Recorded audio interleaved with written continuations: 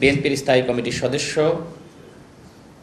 জনাব সালাউদ্দিন আহমেদ এবং আমি রাশেদ খান, গণ অধিকার পরিষদের সভাপতি নুরুল হক নূর, আমরা তিনজন একসাথে এই আন্দোলন সংগ্রাম সমন্বয় করার কাজ করার সুযোগ হয়েছে এবং আমাদের সংগ্রামী মহাসচিব যে সময় তিনি গ্রেপ্তার হন, বিএনপির সংগ্রামী মহাসচিব আমাদের সালাউদ্দিন আহমেদ ভাই, তিনি ইন্ডিয়া থাকলেও এই আন্দোলনকে যেভাবে সমন্বয় করেছেন এবং আমার ভূমিকা সম্পর্কে আসলে আমি বলতে চাই না, সালাউদ্দিন আহমেদ ভাই তিনি জানেন, তিনি বলবেন।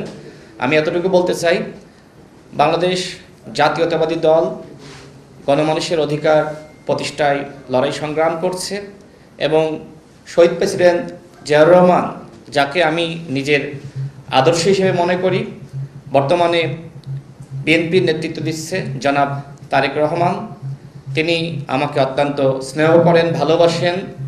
ফ্যাসিবাদ বিরোধী আমল থেকে তার সাথে আমার সম্পর্ক। আমি মনে করি নতুন বাংলাদেশ গঠনে তার নেতৃত্ব দেশ এবং জনগণের জন্য অত্যন্ত প্রয়োজন। আমি বিশ্বাস করি সংস্কার, বিচার এবং সুষ্ঠু নির্বাচনের ক্ষেত্রে জনাব তারেক রহমান গুরুত্বপূর্ণ ভূমিকা রাখবেন।